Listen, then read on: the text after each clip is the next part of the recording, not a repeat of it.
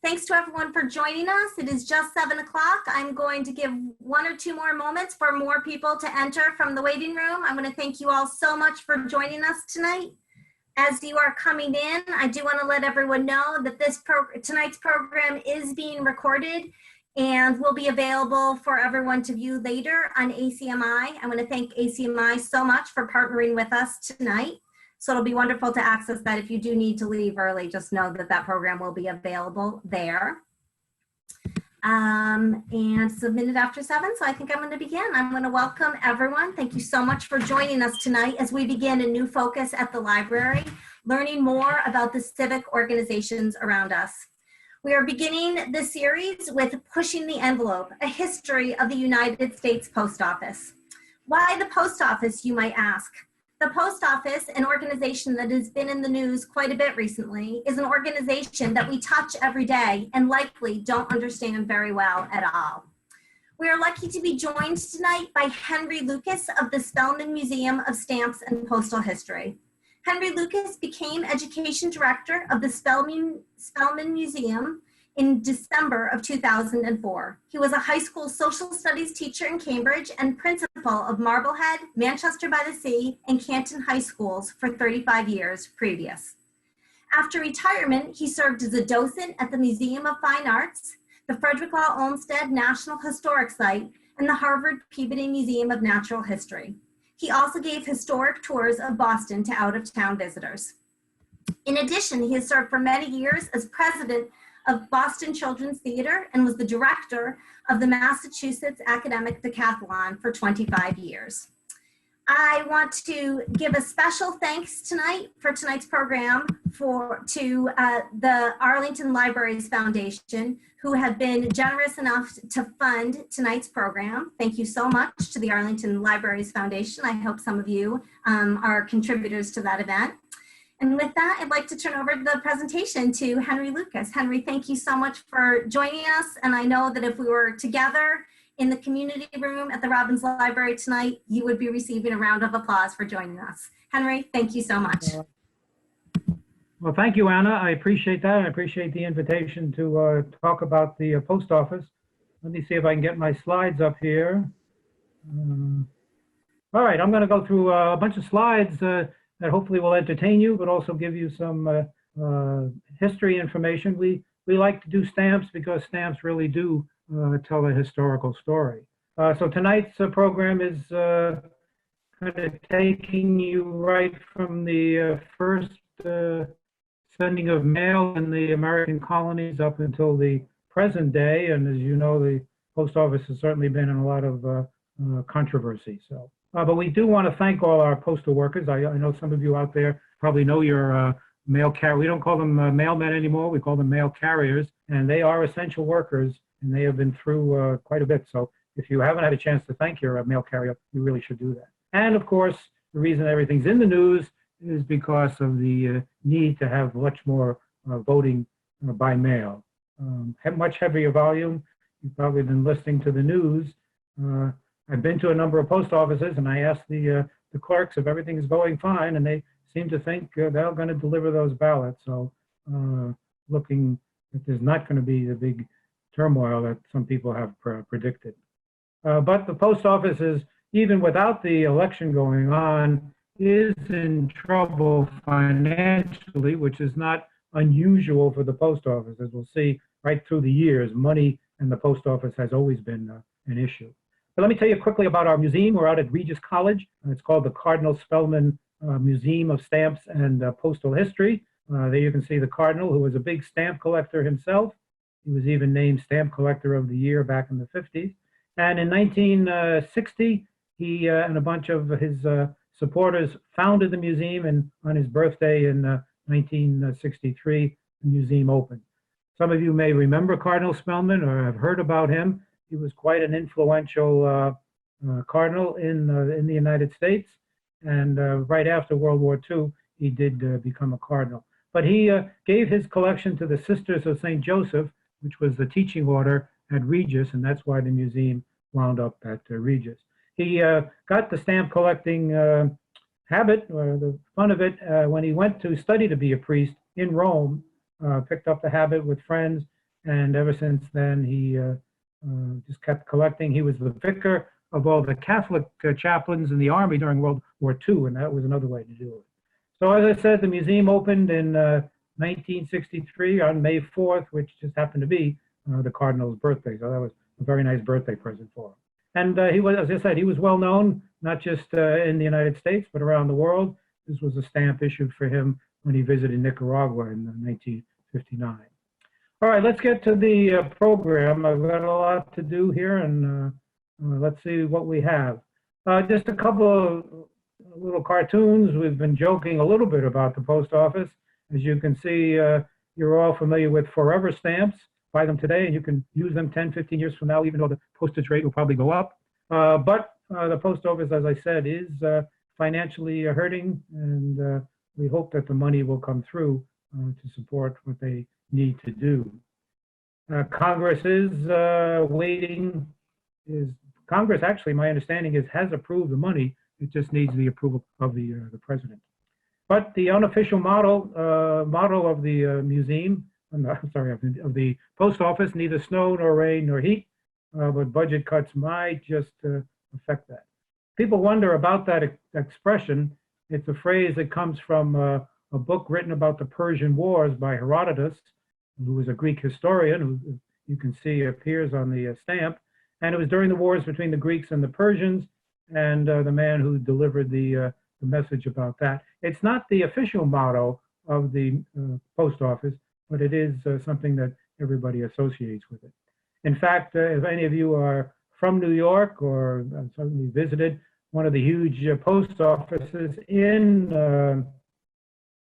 New York City, is the James Farley building, built in 1912. Interestingly, the same architects that built the Boston Public Library. And if you look closely at the top, you can't see it in this picture, but the official motto is inscribed at the top of the Farley building. James Farley, by the way, was the Postmaster General under Franklin Roosevelt. And in those days, your campaign manager very often became the postmaster. And James Farley was actually the campaign manager for FDR. Since we're in Arlington, you may, if you've been to the post office, the Arlington Post Office has one of the murals that were very popularly made during the late 30s and early into 40s. They were WPA projects for help out artists during the Depression, and they were hired. And so if you've been to, I didn't get up to the Arlington Library, but you can see it there. I do have a question for people, maybe they can answer at the end. This was a Google picture I found, and it said Arlington Library, and I'm wondering if anybody can tell me if that building's still there or if they remember it or not. That artist, by the way, who did the mural, very famous artist. There were quite a few artists, well known, but obviously they were needing support, so they got the financial backing to do the murals. And in fact, about a year ago, I think, the post office actually put out a series of stamps with the murals on them. And there are 37 murals that were done in Massachusetts and over 1,000 nationwide. And like anything else, if you just Google post office murals, you can find all the ones that are in the state. There's a little controversy. We always like controversy. And so about 16 murals have been covered up in the last few months. But because of concerns or protests even from the community, that the murals touch on subjects that are something they shouldn't be, mostly regarding slavery and Native Americans. So not the case in Arlington. And so as I said, 16 murals in 12 states have been doing that. Since you're also in Arlington, I think everybody up there is proud of Uncle Sam, and the post office has honored Uncle Sam on a number of stamps, including all of these. And now, the other thing about post office, it's one of the largest, if not the largest employer in the government, and quite a few famous people have served in one way or another, either in the post office or delivering mail, and they have all appeared on stamps. In fact, I'm just looking at my slide. I left out somebody, and that was Abraham Lincoln, who was a postmaster for a while. He didn't do so well. He spent all this time reading, and so they asked him and dismissed him from that. But these are some of the stamps that celebrate some of the people who worked for the post office, as I said, in one way or the other. Okay, let's get to the start of delivering mail. In 1639, the Crown established what is considered maybe the first post office in the colonies, and it was down right in the Quincy Market area, the Fairbanks Tavern. And of course, the Pilgrims, Puritans had only arrived in Boston, let's say, 9 years earlier. And so they said that as of 1639, all ships bringing in mail would have to deposit them at the tavern, and then they would be distributed from there, and the tavern owners would make some money in getting the delivery. Then down in New York City in 1673, Governor Francis Lovelace established a postal road between New York City and Boston, which we all still refer to as the Boston Post Road. And the first rider was John Winthrop the Younger, related to John Winthrop of Boston. And he actually left earlier from Hartford.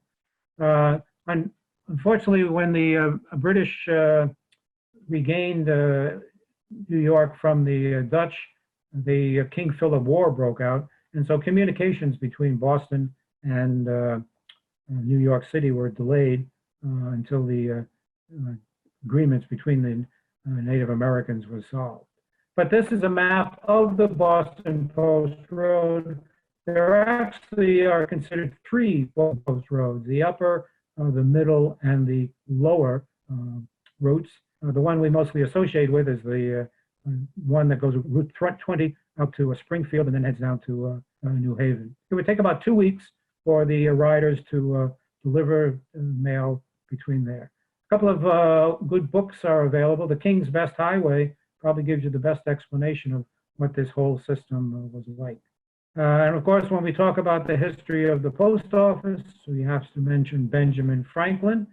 He was made postmaster for both the colonies and Canada in 1753. And then a few years later, he was made postmaster for all the 13 colonies. And he did many things to improve the delivery of mail. He set up milestones, which about 20 of them still exist on the Post Road between here and Springfield. And he actually had an odometer that he attached to the back of his carriage. He visited all 13 colonies to set up these post roads. He also was able to get the riders to deliver the mail through the dark, and so it was quite a fast delivery between Philadelphia and New York City. And then he was named when the First Continental Congress met, actually the Second Continental Congress, he was picked as the postmaster for the colonies. He left soon after that to go to France, and so his son took over. And then in 1792, after we became a country, the post office was officially established, and Samuel Osgood was the first postmaster general. And after the war, most of the mail, actually all the mail before the Revolution, was carried just on horseback. And after the war, they started delivering coaches, and interestingly, the Concord coach became quite popular. And of course, we know the reason, one of the controversies in the current situation is the post office is mentioned in the Constitution. The post office has the right to establish post offices and post roads, and that's exactly what's happened all over the years. And then, of course, when the Northwest Territory, which included Ohio, Indiana, and Illinois, when that opened up, more and more settlers were going, and of course, they demanded that they be receiving mail, and so the postal routes grew quite quickly in that time period. And most mail, some was then delivered by carriages. Much of it was done on the river. The steamboat paddles would deliver the mail, and then they would be given to the delivery. Again, people did not, I'll mention this later, but people did not get mail delivered to their house. If you thought you were getting a letter, you would go to the local post office and have to pick it up, and we'll find out too. There was a big controversy in the 1830s about abolition literature. The Southern postmasters were refusing to deliver some, what they considered incendiary literature, and this created a contract between the local states and the federal government, which continued right up until the Civil War. Now, people don't realize that before 1840, if you mailed a letter, there was no stamps, there were no stamps, and you had to pay to receive the letter. So that when the mailman, when you went to the post office to see if there was a letter for you, they would say yes, and then they would charge you. And this was not a very good system. So in England, where they had the same system of making the receiver pay, they said, we need a better system. And so they came up with a stamp, piece of paper with the picture of Queen Victoria on the front, and on the back, a little glue, printed them up in sheets. There were no perforations, so they had to use a scissor to cut the sheets. But that was the origin of postage stamps. The reason I have Henry there, King Henry the VIII, England is the only country, by the way, that does not have to put its name of the country on the stamp. You might see the Queen Elizabeth's silhouette there in the upper left-hand corner of the stamp. That indicates it's from Great Britain, but every other country has to. And that's because Great Britain was the first country to have stamps. That was 1840, and it took until well, the man who invented stamps is usually a man named Rowland Hill, and he has appeared on a number of stamps. But this is what a letter would have looked like before stamps. They would have put, and again, they very rarely use street addresses, since it was not that much mail that people knew where you weren't being delivered to your house anyway. And the price would be put somewhere on there up in the corner, and that would again have to be paid by the recipient. And then in 1840, Daniel Webster heard about the experiment with stamps in England, and he said that we should be doing the same thing in the United States. And like many things today, it took a little while for Congress to actually get around to authorizing postage stamps.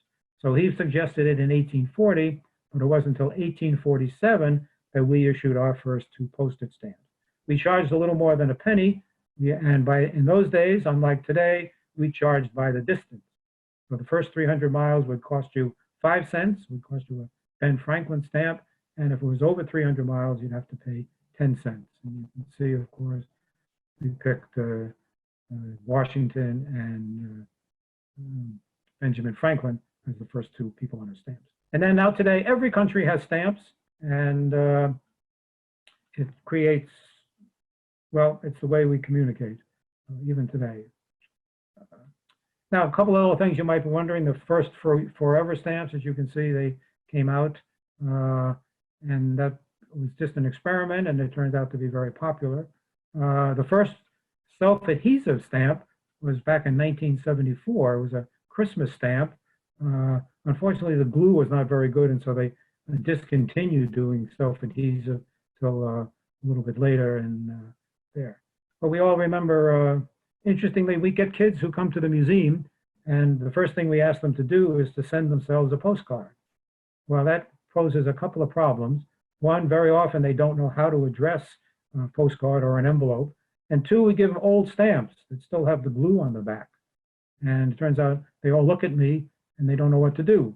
So I have to tell them, no, you have to turn it over and you have to lick the stamp and put it up in the corner, which often reacts to some interesting reactions from the people, such as this gentleman here who seems to have had a little problem with him. But stamps also became very, very popular, and people not only use them for mailing, but they use them for decorating. This is a fellow who wound up decorating his whole automobile with stamps. We have a nice dress at the museum, which is made entirely out of stamps. Stamps have also been used to raise money for charities. They're called semi-postal stamps, and this was the first one, raising money. What you do, I think you're aware of this, you pay for the cost of the postage, which is 55 cents right now, and then you tack on another few cents, and that goes to the charity. And these are some of the semi-postal stamps that have been issued. The breast cancer stamp has raised, I think, almost $100 million for breast cancer research, and these other stamps as well. And other countries do the same thing. So another use of the post office for charity work. Okay, getting back now, we're getting just close to the Civil War.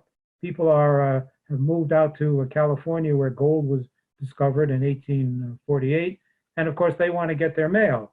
It would take a good 6 weeks to send a letter from Boston to San Francisco, because you'd have to put it on a boat, take it down to the Panama Canal, take it off the boat, give it to people with their mules to take across the Isthmus of Panama, put it on another ship, and then get it up to California, especially San Francisco. So there was a hope that maybe they could do this a little faster. And so in 1857, they established the Overland Mail Road, which, if you can see from that map, went from St. Louis down through the south, through the desert, and then back up to Los Angeles and San Francisco.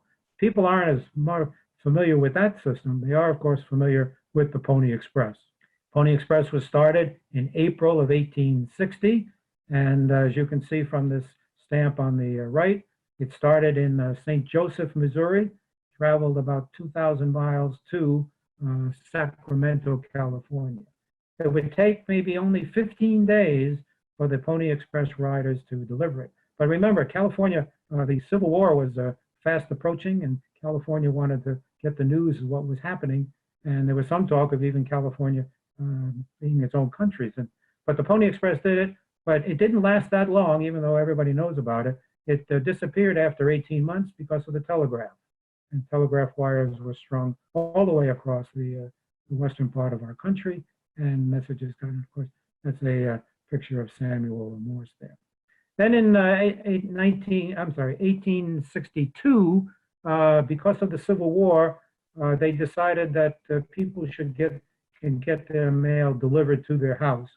One of the emotional reasons were people would have to wait in long lines for their mail if they were expecting to hear about their husband or their son or somebody in the family who was in the war. The post office felt this was a little unfair to people, especially if you got a note that you had lost a dear one. And so they decided to start city mail delivery right in the middle of the Civil War. Speaking of the Civil War, and there's been a question of in the current news about the soldiers mailing in their ballots. Turns out about 700,000 soldiers were able to vote by mail through their division. And if there wasn't a way to do that, they were actually sent home so they could vote. So voting by mail has a long history in our country. And of course, when the South seceded, we were not obviously going to deliver mail for them, so they created their own post office. And I should mention, we have an interesting rule in this post office, and that is only people who are deceased get to be on a stamp. No living person gets on a stamp until they die, and usually have to wait a few years before the post office puts them. The South didn't have that same restriction, and so that's Jefferson Davis on the left, and that's a statue on the right of the postmaster of the South. Then, of course, as mail continued to be in demand and more letters were being sent, they wanted to, it's always been the goal of the post office to get mail sent as fast as possible. And so trains were the way that mail was transferred. And interestingly, first they just carried the mail, and then it was sorted when it dropped off the train. But then in the 1860s, it was actually decided to sort mail on the train. And that became the major way. And if you've seen those old pictures of the mail bags on the side of the tracks, where they didn't even have to stop the train, they just picked up a sack and dropped it off. Then postcards became popular. We call them the original tweet, short message. They started in 1863 with what we call the penny postcard. And then by 1907, picture postcards were very, very popular. But it wasn't until 1907 that you could actually write a message on the back of the postcard. If you collect postcards or see old postcards, if there's writing around the picture, that postcard was sent before 1907. And then with the world getting smaller and smaller, agreements had to be made about delivering mail to other countries.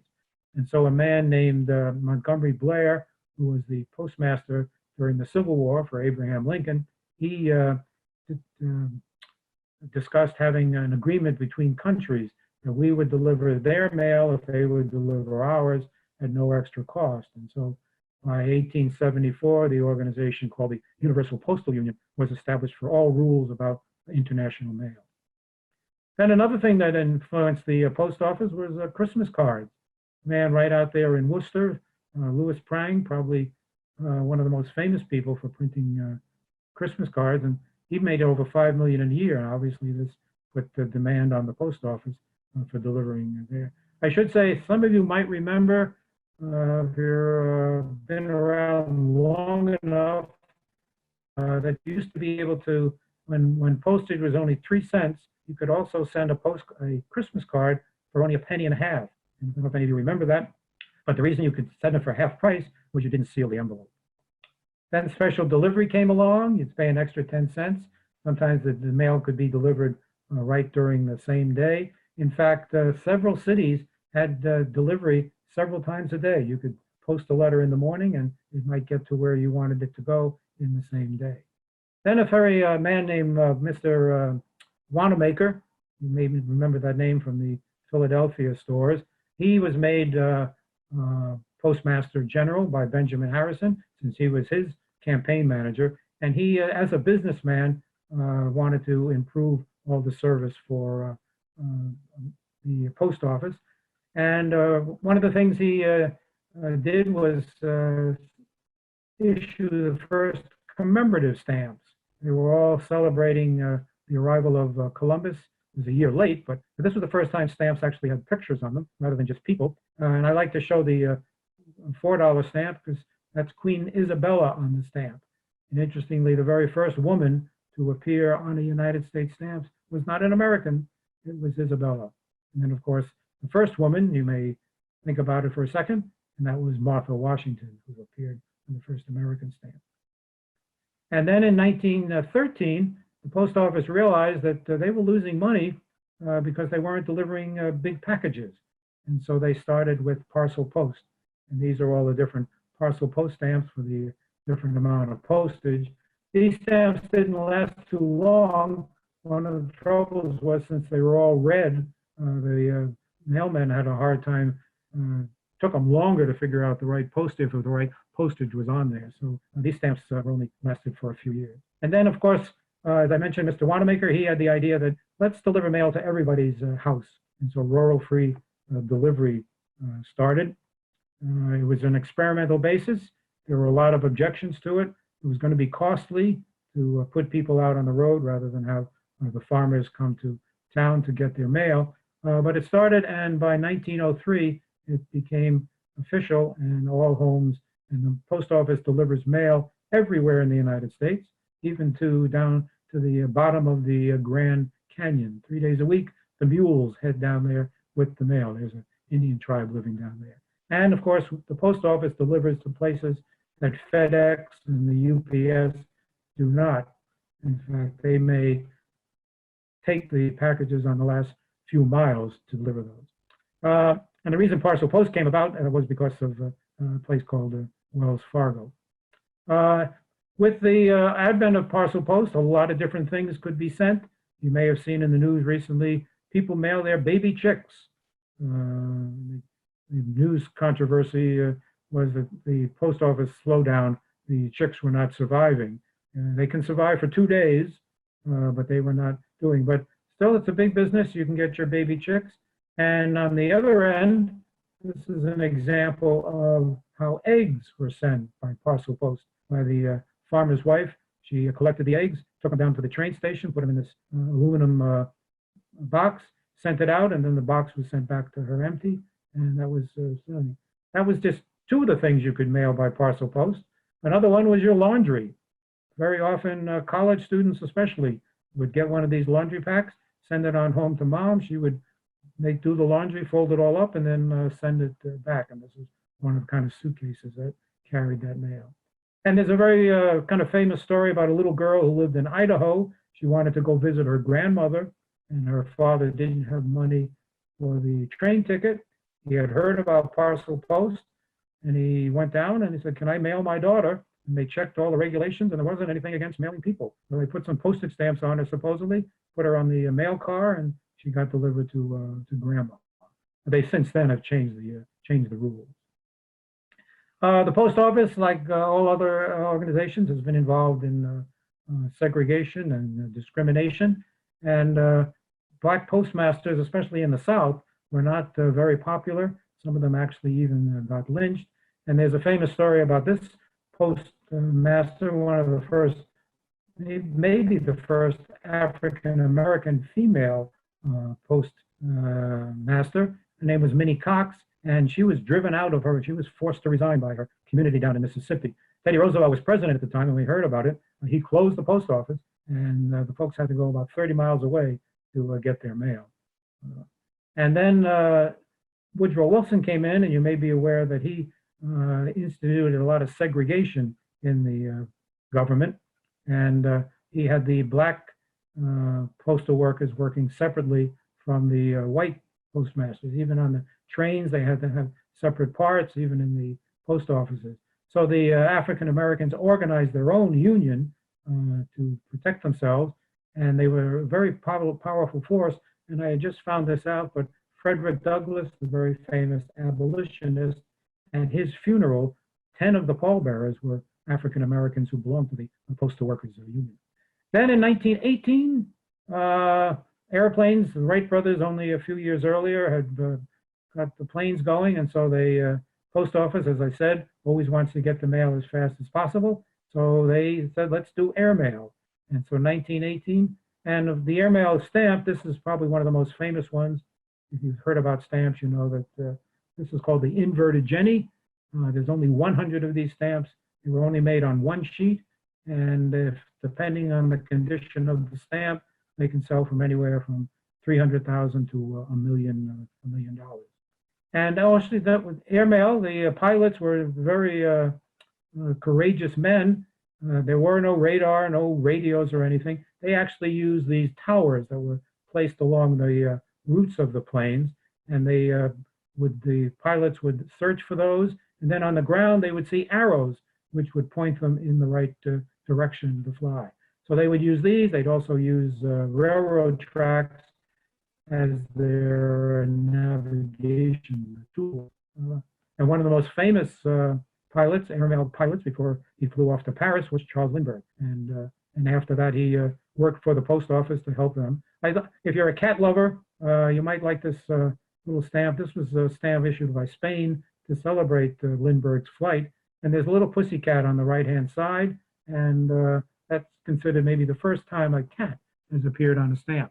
Somebody asked Lindbergh, did you take your cat with you? And he said, no, definitely not. It would have been too dangerous. Then there's a thing called catapult mail, which again was designed to get mail faster from Europe to America. And it would be put on the passenger ships. On the back of the ship, there'd be a catapult. And when they got to about 400 miles from New York City, they would put the mail in the plane, catapult it off, and it would get almost maybe 2 days earlier. And it was a fast way of getting mail in. Then again, something about the post office, those little letter boxes. This was a design of what probably one of the first mailboxes looked like back in the 1850s. And then they kept changing the models. And you can see 1909, the four-legged boxes. 1918, they were all olive green, which I think is kind of interesting. The reason why, they got the paint from the Army, leftover paint. Then some of you may remember mailboxes looking to be red, white, and blue. And now in 1971, they all became dark blue. These are just some examples of some of the post office. They've had some fun. For a while, when Star Wars was popular, they actually made mailboxes that looked like R2-D2. And some of you may remember these. You'll still see them in some of the old office buildings, the mail chutes. That was save the mailman from having to go up and down to pick up the mail. There was a couple of famous companies that made these. They were outlawed in the 70s for fire reasons. It might be an easy way to carry up the fire. But you can still see them in a lot of older buildings, and some of them are quite fancy design. And these no longer exist, but these are another example of the boxes on the thing. And mailboxes, as you maybe in your own neighborhood, notice that they are decreasing. There's a little rule that there have to be at least 25 letters a day, average, mailed in a post box. And if that doesn't happen, then the post office takes them away. So if you want to keep your mailbox, make sure that you use your neighborhood mailbox. But they are a disappearing breed. Stamp collecting became popular because the post office pushed it, and especially President Roosevelt. He was a big stamp collector. And I found this interesting. There was a man named Captain Tim who had a radio show right on WBZ. Actually, it was a national show. It was sponsored by Ivory Soap. And if you sent Captain Tim for soap labels, he'd send you some stamps. In World War II, the biggest problem with mail was the volume, and they just could not carry envelopes on the planes along with ammunition and food. So they came up with the idea we call V-mail, which is taking a letter. It would be put in that special type paper on the left, and then they would microfilm it, send the microfilm over, and then reproduce the letter in a smaller shape. And that's how over a million letters got sent during World War II. If it hadn't been that way, it would have been a much longer trip for that. And of course, mail during any war is very important to soldiers. And I did find out there was some shorthand that wives or husbands too would put on, and SWAK would mean sealed with a kiss. And of course, there was also censorship of the mail from the troops. They could not reveal where they were. And there was also this stamp on the left called the Win the War stamp, was issued during World War II. It was kind of a propaganda piece. The Germans considered it propaganda, and they would not accept mail from the United States that had the Win the War stamp on it. But the Red Cross would deliver mail to concentration camps, especially in Germany. And then, of course, with the shortage of men, women started carrying the mail, and it continued right up until today. And some of you may remember this story called Miracle on 34th Street. Very famous movie, takes place with the Macy's Day Parade. And the theme of it is somebody who's claiming that he really is Kris Kringle, Santa Claus, and the way his lawyer proves to the judge that he is Santa Claus is he has all the letters that children have sent to Santa Claus that was sitting in the New York City post office. They were all delivered to the courtroom to show that the post office, which is an official branch of the government, recognizes this man as Santa Claus. So I'm sure most of you have seen that movie. It shows every year at Thanksgiving. And then they tried some experimental things. During President Eisenhower's, they thought maybe we could deliver mail by rockets. It was not successful and did not last very long. Then, of course, the volume of mail was continually getting larger and larger, and they needed to get into automation. So the first automated post office was opened down in Rhode Island to speed up the mails. And then in 1963, zip codes came along, again, because more and more mail. And maybe you didn't know, but zip code means Zone Improvement Plan. And found out even Ethel Merman was used in one of the commercials. But usually, if you remember, before in bigger cities, they had zones. And I think Arlington may have had several zones. The zone now is part of the zip code. And then in 1969, 1970, the post office was really in a mess. This is a cover of a 1969 Life magazine. And they did the same thing that people are doing today. They were sending a letter to see how long it would take to get from different cities. And this caused the post office some big turmoil. In fact, the postal workers actually went on strike in 1970. They brought the army in the cities anyway to deliver the mail. Strike didn't last too long, and there were agreements. Basically, the strike was over the poor pay that postal workers were getting. So in 1971, President Nixon reorganized the post office. He took it out of being a cabinet position, made it semi-independent. There is no government money that is used to pay for the post office. This served as a helpful way. It also did away with some of the patronage that was still going on. But then in 2006, there was more legislation, which is what has caused the problem now for the post office, and that is the post office is expected to pay the pensions in advance, which few other companies have to do, and that's actually what's put it in the red today. And hopefully, as I said in the beginning, Congress may approve some money as a loan, but that's still on hold. So that's a quick trip through the history of the post office. It's part of our history, and without the post office, who knows how our country would have developed. So let me stop here. Just say that if you have questions about our museum, we do have a website. We just put up a virtual trip so you can walk around the gallery. We also have our email. Be happy to take any email questions from you from my presentation. And if you have an old collection sitting in the closet or down up in the attic, you can get it out, and we do evaluations, even though we're closed for visits. So if you give us a call or an email, we can set up an evaluation. And if it turns out your stamps are not very valuable, which turns out in the cases very often happens, then we're happy to take donations that we use with our education programs and also to help as a fundraiser. So I think it's a quick trip through the history. I noticed there's a few things I can probably add, but anyway, I hope that's been good information for you. And I always like to hear anybody who has good stories about their experience with the post office. So Anna, I think we're all set for that. Yeah, I'm gonna ask you to turn off the presentation now, Henry, and we are gonna do a brief Q&A. So if people do have any questions now, please feel free to enter them in the question and answer panel. You can just stop sharing. Here, thank you. Okay. You can enter those questions in the Q&A panel, and we're gonna take them. I'm gonna share them, and please feel free to put any questions again that you might have.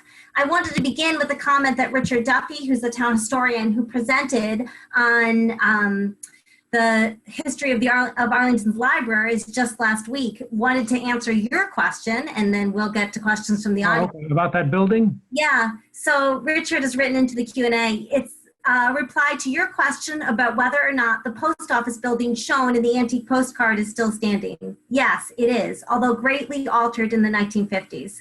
For many years, it was the Arlington National Bank and then the Coolidge Bank.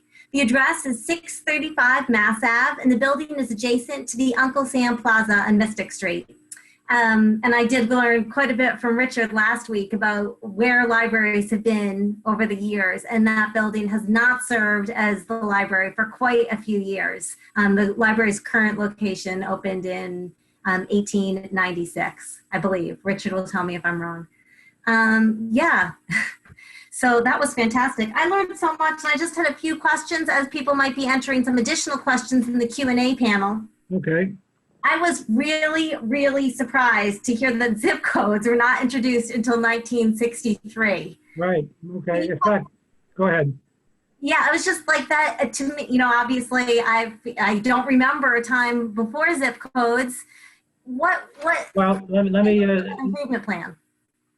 The reason for zip codes was just, more and more mail being done, and it was a way of just getting the mail faster. And now almost all countries have some form of a zip code. But if you remember the old Elvis Presley song, Return to Sender? Yeah. You know that there's a little line in there. It says, return to sender, address unknown, no such number, no such zone. And that song was then obviously written before 1963 when he mentioned zone rather than zip code. We have another question, and this one you may or may not be able to answer. The question is, why is the post office politicized? And why have some business people wanted to privatize the post office? And it sounds like it is a sort of a semi-private, and it has been semi-private for quite a while. Right. And the questioner goes on to ask, what happened to the Postal Service in the UK? And was that semi-privatized? A lot of the post offices are. I was lucky enough to visit New Zealand a few years ago, and they actually had two types of mailboxes on the street, for the government one and the private service. People think it would be it's a business choice to United Parcel and FedEx. The argument against it is that it does not make money for them. If there was no post office, they would not be delivering mail to every house. And again, it's in the Constitution, but it's more of, can you make more money delivering mail and packages than the post office does? But I don't think that's ever really going to happen. Yeah, thank you. I was also, another piece that really surprised me was the push to deliver mail to rural communities in 1896. And I think I was under the impression that that happened far earlier. Can you Well, tell no, us? I'm sorry. There was people got mail. They just didn't get it delivered to their house. Right, they had to go pick it up at different places. Right.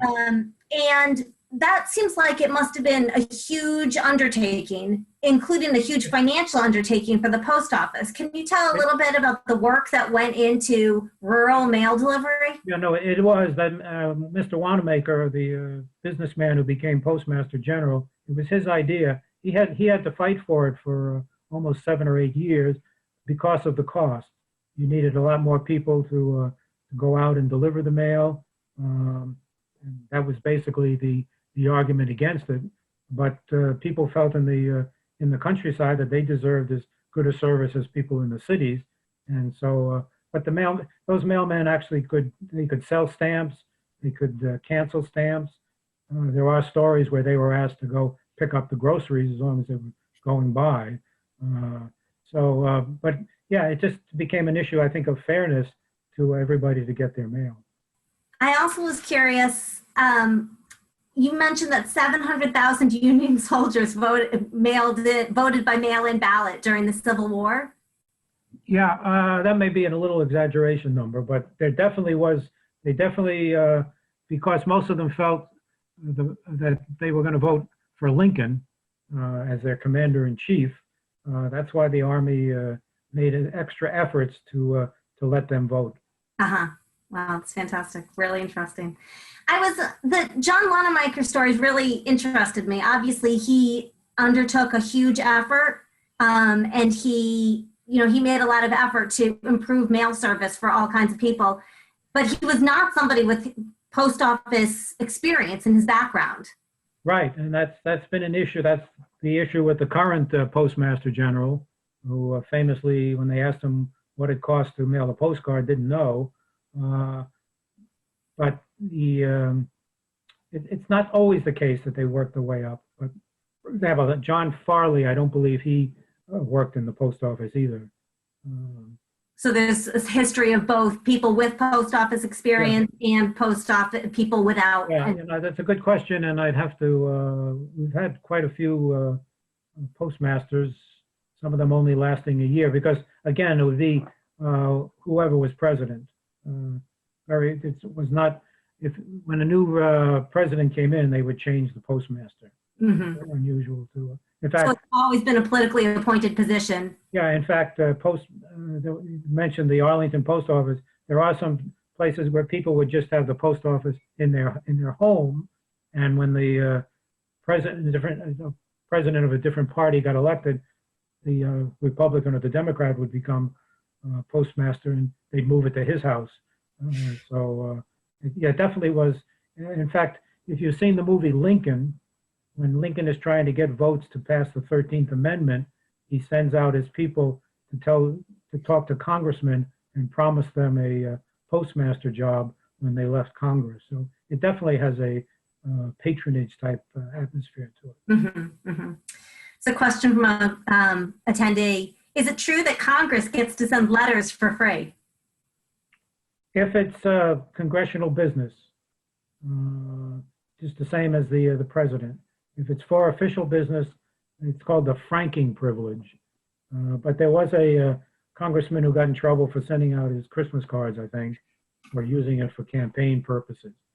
So the other people who get free mail are soldiers in combat areas. They also can send letters for free. But nobody can send letters to them for free.